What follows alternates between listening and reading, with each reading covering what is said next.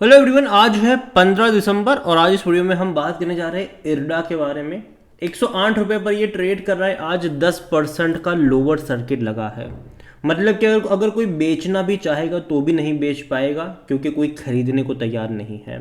इससे पहले अगर हम देखें तो भाई साहब लगातार भागा था ये 64 रुपीज़ से ये 120 तक गया था, तो काफ़ी बड़ी तेज़ी इसने दिखाई।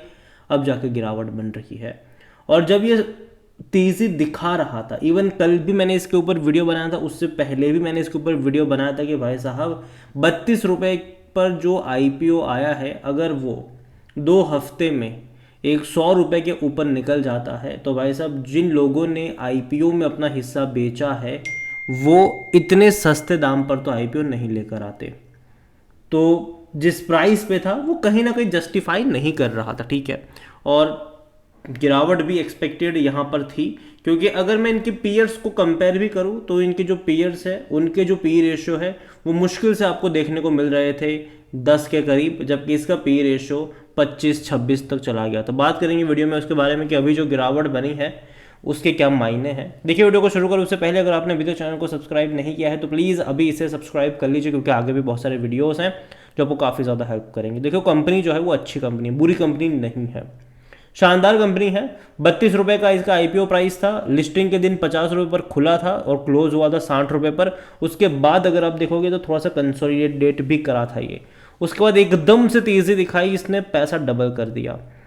अब एटलीस्ट आपको यहाँ पर 30-35% के करेक्शन के लिए तैयार रहना पड़ेगा, लेकिन उसके बाद वापस से तेज़ी भी पकड़ेगा ये। और आज देखें तो वॉल्यूम का भी खेल चला है। 10 करोड़ से भी ज़्यादा की क्वांटिटी में शेयर यहाँ पर ट्रेड हो रहे हैं। हालांकि जब से ये आया है तब से भैया करोड़ों में शेयर्स इसमें ट्रेड होते नजर ही आ रहे हैं। और जहाँ तक बात करी जाए इस कंपनी को लेकर तो according to Moneycontrol user 84% लोग कह रहे हैं खरीदारी करो, 8% लोग कह रहे बेचो और भाग जाओ, 8% लोग कह रहे होल्ड करो। कंपनी अभी देखो नई नई लिस्टिंग है, डिविडेंड पे नहीं करेगा, लेकिन मुझे लगता है अगले साल से ही डिविडेंड पे करना शुरू करेगा और साल में 2 बार आपको डिविडेंड भी पे कर सकता है। कंपनी ने अच्छी खासी तेजी दिखाई ज़रूर और आज 10% का डिक्लाइन यहाँ पर देखने को मिला। और जहाँ तक बात करिए तो इसको काफ़ी अच्छा रिस्पॉन्स भी मिला था। तकरीबन 39x सब्सक्राइब हुआ था ये। और देखा जाए तो यहाँ पर तेज़ी जो देखने को मिली थी, जो पिछले हफ्ते जो तेज़ी देखने को मिली थी उसकी वजह भी थी कि इन्होंने लॉन्च करा था retail division for providing loans under PM Kusum scheme. जो रूफटॉप सोलर वगैरह हो गया, business to business sector consumer loan वगैरह हो गए, तो वो सारी चीज़ें ये कंपनी प्रोवाइड करने वाली है। और जहाँ तक बात करें, कंपनी जो रिन्यूएबल एनर्जी के प्रोजेक्ट है उसको लोन प्रोवाइड करवाती है, जो कि काफ़ी अच्छी बात है। और आने वाले टाइम में बहुत सारी कंपनियां इस सेक्टर में आएगी जो रिन्यूएबल वाले सेक्टर में आएगी और जिनको लोन की ज़रूरत भी पड़ेगी।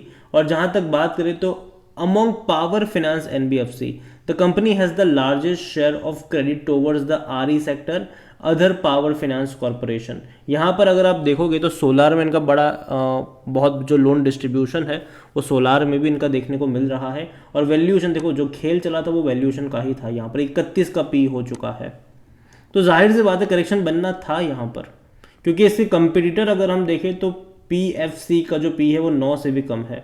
इंडियन रेलवे फाइनेंस कॉर्पोरेशन आज जब तेजी आई तब 19 पर है ये, वरना उससे पहले ये 15-16 के आसपास था इसका। आरईसी का पी है वो सिर्फ 10.5 के आसपास का है।